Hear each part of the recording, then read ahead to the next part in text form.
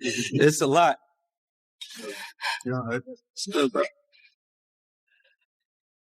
Is this whole thing unfolded over a 24-hour period? Hey, what's up, King Son? Man, you doing it, man. You deserve it, Daddy. You putting in that work.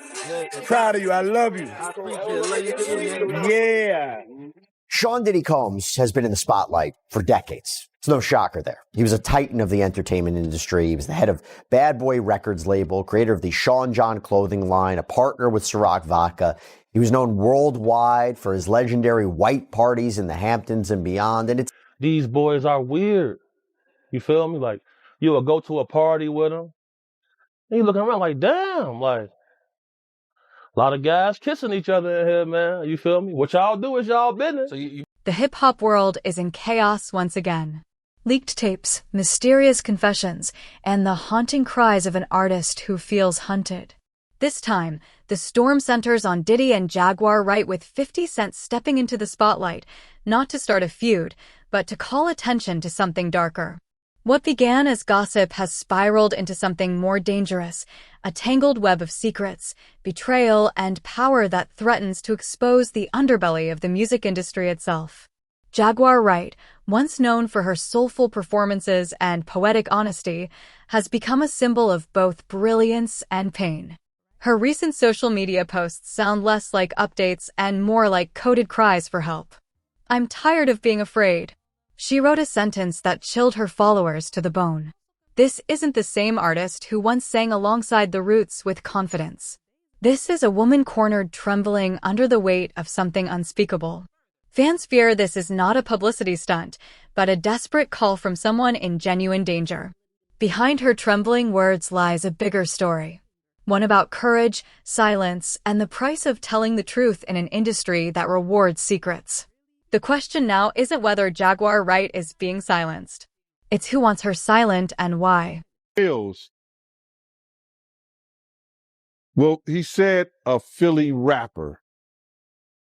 You understand? And it was redacted in the paperwork to that because, first of all, it had Meek Mills, it had Stevie J. They had redacted their names, and they had Usher, and they redacted their names and just said a performer of the Super Bowl and a Philly rapper. Everybody kind of knew back in the day that Meek Mills and Puff was a little too friendly. Ask about Dwight Howard in Mexico. What's up with Dwight Howard in Mexico? You know, they don't got paparazzi out there like that. You feel me? They was down there hooping. He going to the club with these same ladies. Nobody saying nothing. That's why he not in the league right now. You heard about him catching the sex on the little designer dude? Yep. Right. Him. Imagine you got 2 7-foot-tall, swole guys in dresses, cornering you in a hotel in a bedroom. You finna be scared. Facts. So, like, I distinctly remember going to a Diddy party. All the waitresses topless. They serving you, everybody topless. You feel me? Like, he got dancers in cages, people walking around with lions on tigers on leashes. I seen this with my own 2 eyes. See what I'm saying? And it was getting so weird in the party. I'm like, man, I tell the security team I'm working with, but let me sit outside in the Escalade. So I go outside in the Escalade and I'm just chilling out there because, you know, bro, I got a reputation to maintain, bro, outstanding member. Like, I don't want nobody thinking that, man, they got BH with this. That was always a concern for me, bro. That was always a concern. I seen it for myself because Bobby Valentino was the person I was bodyguarding there. You see what I'm saying? He tell me I done got so much pussy before, you know, pussy don't even really excite me. I'm like, well, what you mean? But he there. What you mean? On bro, folks' grave. I said, what you mean? So he got 2 girls with him. So I'm thinking to myself, like, damn, hold on. These might not be normal girls. Sure enough. Now he say, man, take my girl to the bathroom. I'm like, okay. We walk into the bathroom. You feel me? She go into the men's bathroom. But that's not all the way crazy because it's one bathroom packed, you feel me? into the men's bathroom. But that's not all the way crazy because it's one bathroom packed, you feel me? People might do that. You know what I'm saying? So people start swarming the door. So I step inside the bathroom door. She's standing at the urinal. Dress lifted up. I'm like, damn. Oh, man. Okay, that's how they coming? All right. So, you know, I'm gonna tell everybody this. If you at a celebrity party and them white guys come in like they was on Twilight, look like vampires, they holding their drink like this, you feel me, with the blonde hair, stuff like that, it's finna get crazy in the party now, you feel me? Seen it too many times. When the white guys come in like they was on a vampire movie, bro. Hella jail, spikes sticking up, around a bunch of black dudes. Yeah, somebody finna get their case touched on, bro. But here another thing though, like I bodyguarded this guy who was a pimp before, and he told me, he said, look, if a man have too much of one thing, he start trying other things. So as soon as I heard that, I went celibate for like 2 years. Cause I ain't even trying to have like, bro, I think a lot of things is evil, bro. And in the music. In the days that followed, her social media turned into a digital diary of panic. Posts filled with fragmented thoughts, late-night rants, and cryptic messages left her audience uneasy. "They're watching me," she hinted, followed by mentions of unseen threats and sleepless nights. It felt like every post was a breadcrumb leading towards something sinister. The same platforms that once gave her a voice now seemed like her only line of defense, a digital lifeline to the world. Fans began decoding her words, trying to piece together who or what she feared. The tension was no longer about fame or feuds. It was about survival. And that's what made it terrifying. When an artist starts sounding like they're running from ghosts, you have to wonder if the ghosts are real. It was Baby All. Yo, bro, when they went up in there, they knew what they was going to find. They knew what was ever in that Baby All or that those bottles that appeared to be Baby All, they knew about that at first. You got to realize 9 times out of 10, that individual that got caught at the airport, that was supposed to be their carrier, told them what they was doing and what they had. I wouldn't put it past that he told them everything. So when they went up in there, they knew they had to take whatever was out there, and that thing that appeared to be Baby All, they took that. They got to test every last one of them. Let's see how much, let's see how many of those come back to be Baby All. Bro, listen to me. Costco don't sell that much Baby All. Where you know sell that much Baby All? Yeah, I don't know any store that sell that much baby oil. I know Costco, they came out and said that they don't even sell baby oil. My sentiments exactly. But you personally, right, what do you believe was in the baby oil? If you ever seen a massage parlor being raided and they walking out the people, do they take the massage oil with them when they go? No. They just walk out the people who are being arrested. If you ever seen a person getting arrested and the people being arrested in those brothel houses, do they take out the stuff in the brothel houses? No, they don't. They take the individuals who are being arrested out the brothel houses. For them to take 1,000 bottles of baby oil, it's like that they did not leave one. They left people there, but they ain't leave not one bottle. Nobody needed no baby oil. So my whole thing about it is that there was something in that other than baby oil. That's why they took all the bottles. And 9 times out of 10, if I would give it a wild guess, it was, and like some of the people told me, it was probably that GHB. What's that? As Jaguar's post grew darker, the internet responded with an outpouring of empathy and urgency. Fans flooded her pages with messages of love, solidarity, and concern, tagging everyone from police departments to the FBI. The hashtags turned into digital flares. Hashtag Save Jaguar, right? Hashtag Protect Our Artists. Even 50 Cent, known for his sarcasm and cold humor, seemed shaken. He spoke about how this industry will eat its own, hinting that Jaguar's cries might be more truth than madness.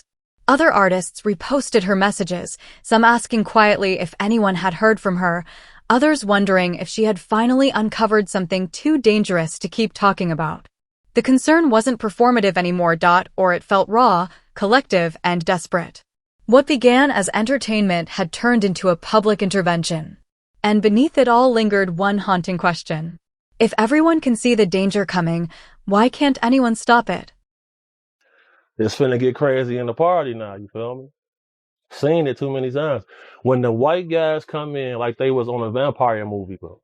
Hella jail, spikes sticking up, around a bunch of black dudes. Yeah, somebody finna get their cakes touched on, bro. But here another thing though, like I bodyguarded this guy who was a pimp before, and he told me, he said, look, if a man have too much of one thing. Philly though, Jay, it's Philly. You know, he Meek Milk. As far as I'm concerned, he Meek Milk. I ain't calling him Mill no more. That's milk. That's Meek Milk.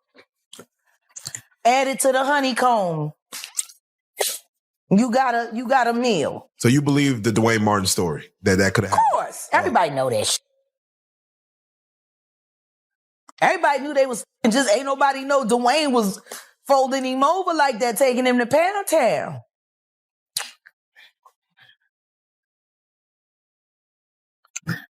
And all these black running around marrying these, sitting there convincing other women to go chase a fag. Go get you. Yeah. Look at my it, isn't he? Can you imagine if he's told the truth about their relationships? I want you to meet my husband. He a fag. Would you like to come over? I'll make cookies. Now, Jack, you know... That's what these is doing. Hey, young man, come on over. My husband just wants to touch you for a little while on camera. I promise you, you won't feel a thing. Sniff this. Okay. So, Jack, Really? You stand on red carpets with and you sell an image of lies.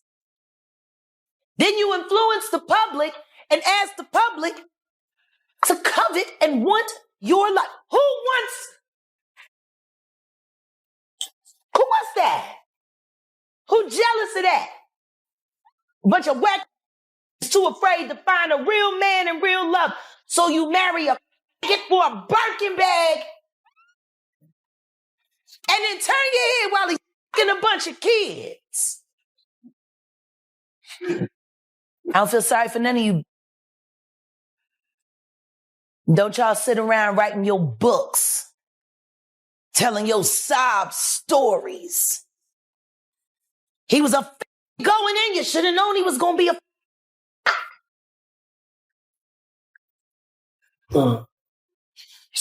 You married that and made babies with it. Look at Nicki Minaj. You got bitch and marrying level 3 sex offenders.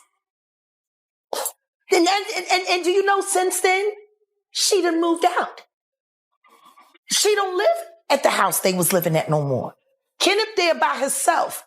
She literally got him a zoo. And she feels it who don't mind rough sex. And she lives in another house with the baby. But he's supposed to be the primary custodian which is why he ain't in jail where he's supposed to be, because he got to take care of the baby. But the only thing he's taking care of is making new victims. To understand Jaguar's peril, you have to look at the trail of names she's dropped and the power behind them. Over the years, she has accused some of the most influential figures in music of manipulation, abuse, and cover-ups. She alleged that rapper Common assaulted her, accused Mary J., obliged of living behind fabricated walls, and even pointed fingers at the Roots for sabotaging her career.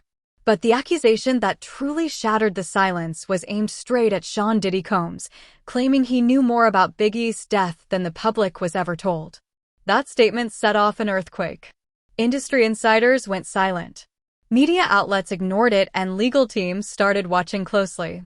When Jaguar added whispers of a Hollywood cult preying on artists, the lines between paranoia and whistleblowing began to blur. But whether her words are evidence or delusion, they force the world to confront a disturbing reality. Truth in the entertainment business is often treated like contraband. The after party. When we get to the after party, bro, like, it was a lot of females in there who stand up when they use the bathroom. You see what I'm saying? So I'm thinking to myself, like, man, like, this kind of wild on, bro. Like, this how y'all coming. If this how y'all live, it's how y'all live. But they want to keep it a secret. You see what I'm saying? So he real touchy-feely too. Like, he grabbed this other guy I know by his neck.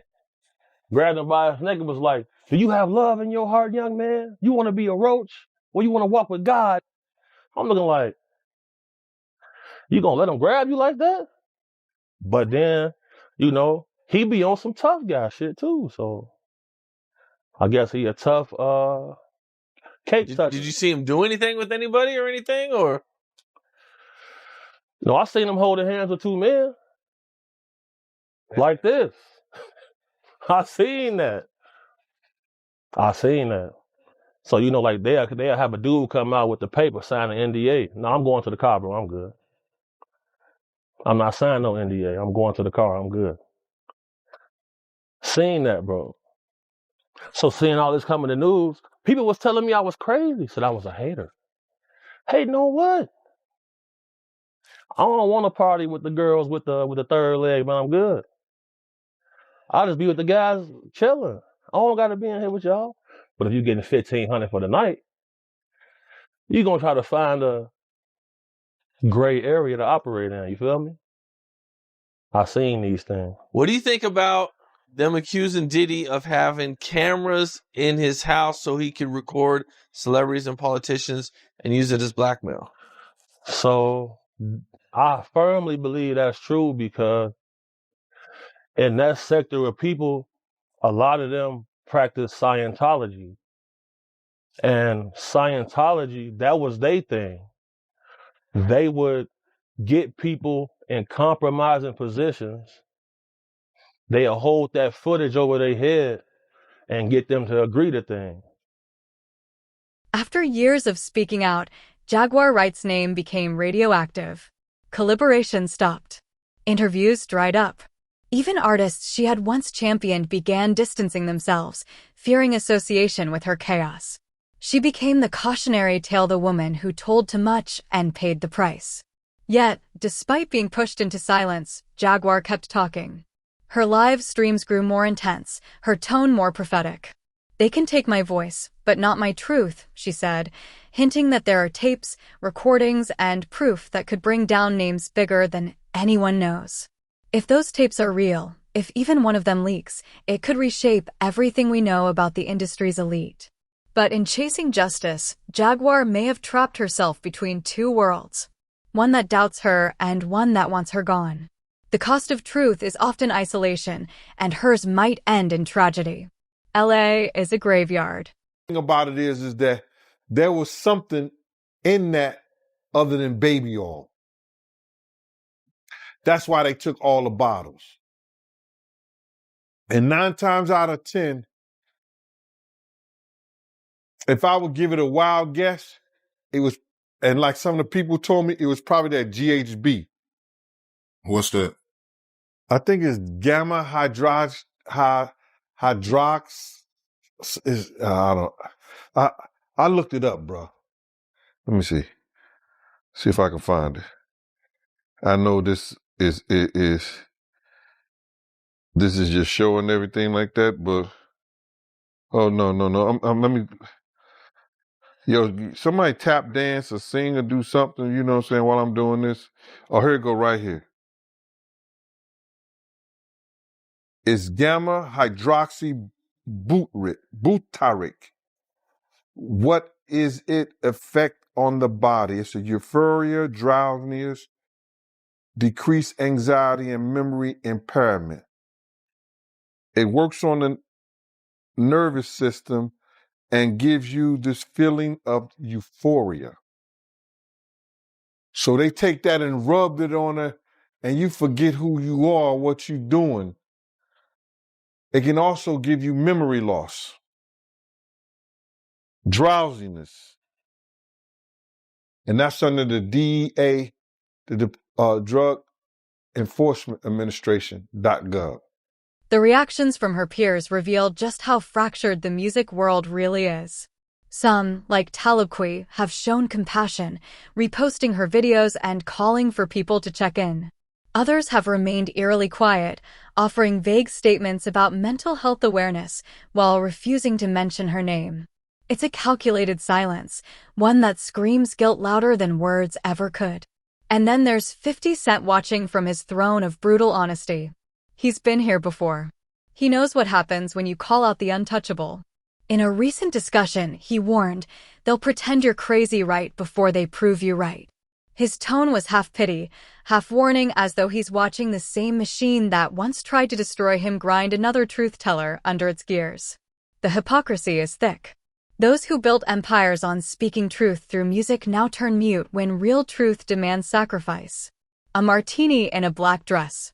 How do you feel about this lawsuit that Kurt Burrows got against Puffy? Well, what I told you was, and you are a witness to this, I said back in the day, people used to think that Kirk Burrows and Diddy was lovers, or they had some kind of relationship like that. Remember I told you that? And you was like... I remember that. You told me that years ago. Yeah, and you said to me, yo, you gonna speak about it? I said, nah, I ain't gonna speak about it, bro. You understand? I'm gonna wait till he speak about it. So people who had known that, I always knew that because I used to follow Puff to Kirk house when we had the building and the red zone, and we used to take the money from those clubs and we had to drop it off at Kirk house. So we wasn't dropping. He would, he was staying there. You spending the night at another house and you got a apartment with your girl somewhere else? Okay.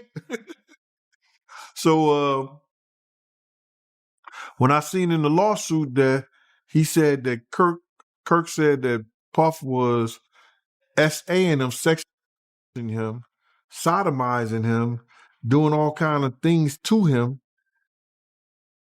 I first thought like, but hold up, they was lovers, or they was, but that's his boss. So maybe the boss cannot have people, the CEO can't have people that work for them. And that's why it becomes illegal. I don't know, bro. It's the law. The law is funny. But when I seen the lawsuit and seen all the stuff that was happening and all the things that Kirk was saying, it was things that people knew. A lot of people knew that they were doing something. They were even saying that people were caught. You understand? They were saying that people was even caught. Scared, I'm at work, so I'm just defending myself. You know what I'm saying? Because I know he's finna punch me, so I swung first. Because he was finna punch me. You could tell he was finna punch me. Did Meek attack you as well, or was it just? Yeah, all of them. Meek Mill hit me in the back of my ear. I think we did get fired. They took our badges and everything. I think we out of a job all the way. So they got fired, these two guys. Well, of course, clearly, for one, they're in violation, okay? You shouldn't be sitting at work. Your job is to will people. I love Raquel. You sound like you're a cop right there. You're just like you're a violation. They just No, I'm just saying Raquel, just so we can explain. They were all three of them, the two employees and Meek, were cited for an assault and given basically a promise to appear ticket, and they have to go back. The That's complication Meek there in the hoodie. The complication for Meek is that he's on probation in this gun drug case. It's and a he little could end up tricky going for to Meek, prison. of course. Okay, let's be honest. But one, it could be self-defense because these guys are talking about clearly they snubbed them first. So if you hit somebody first, what are you supposed to do? That's self-defense. And secondly, their job was to wheel people. Why aren't they wheeling people up and down? We should explain. They're the we should people explain what wheeling people means. To wheel people. That's there. They help people who are in wheelchairs get back and forth from the terminals, Raquel. Exactly. I know, but that's their job. That's though. their They job. shouldn't That be was sitting their there. job. You're not supposed to be like, hey, can I take pictures with celebrities? No. Well, they Meek, have people to help. can I say Meek just got cut a big break because they are now on camera saying that they threw the first punch, and their only argument is we threw it because one of Meek's guys looked like he was going to hit us. So bozos. So their self-defense issue basically is saying that we decided to put our hands on Meek Mill because they looked like they were going to hit me. Are you kidding me? That doesn't work in court. Somehow it feels like you have an opinion on who's right and who's wrong. Yeah. It sounds like you're. And then there's Diddy. Silent, motionless, unbothered, at least publicly. Not a word from him, his team, or the empire around him. The quiet is deliberate, the kind that hides power. In an industry obsessed with narratives, Diddy's silence feels like control, like a reminder that some voices can still be erased. Yet, with 50 Cent's commentary and Jaguar's posts now circulating across millions of feeds, that control is slipping. Fans are watching patterns, the lawsuits, the disappearances, the NDAs. Every silence becomes a confession. Every no comment feels like an echo of guilt. The debate has shifted. Is Jaguar a visionary trapped in her own truth or a fallen artist spiraling into delusion? Either way, her story exposes something raw about fame that behind every Grammy, there's a graveyard of broken voices. In the end, the music industry's greatest scandal may not be the crimes committed, but the silences that followed them. The final question remains. When the lights fade, who will still have the courage to speak? Audio. Now, Dawn used to date Diddy. So I used to she knows a lot of people. So I say to Dawn, Dawn, that was unique. She said, yeah, that was unique for Mac Audio. He told you, he said they coming out, they coming to get y'all. So I say, wow. They're coming to get us. So I called Kirk Burroughs. I told Kirk Burroughs we need more security. Because at the time, we only had myself, Kenny Story, and Paul. And Paul had hired a cop from Inglewood. We only got 4 security out there. You know what I'm saying? And here we got Puff, Big, and they entourage, the whole 9 yards. So, he tells me that Puff is not getting any more security. I said, wow. So the part where you was talking about I didn't have to go, I never spoke to Puff about what Unique told me because I had spoke to Chaz Williams a day after that. And Chaz Williams said, yeah, I'm hearing like they coming at y'all.